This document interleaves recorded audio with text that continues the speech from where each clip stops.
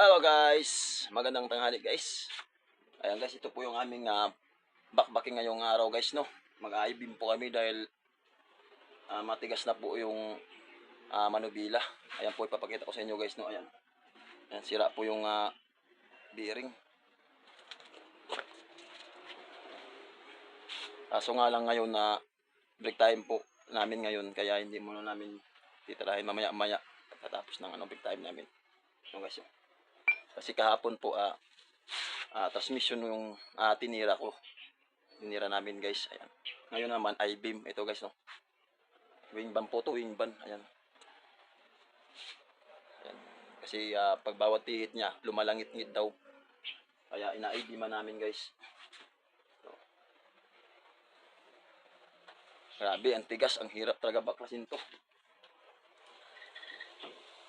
Malambot naman siya ikutin, malambot. Pero pag nakababa na yung gulong, kababa na siya. Napakatigas talaga.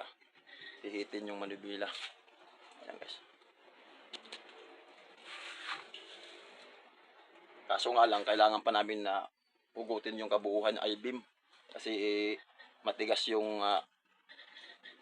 pin ng I-beam pin. Ayan. Dadali namin sa machine shop guys para mabubunot kasi hindi talaga namin kaya masuhin. Ayan, maraming salamat guys sa mga nanonood, no, sa mga kaibigan ko dyan. Thank you for watching guys. Bye bye.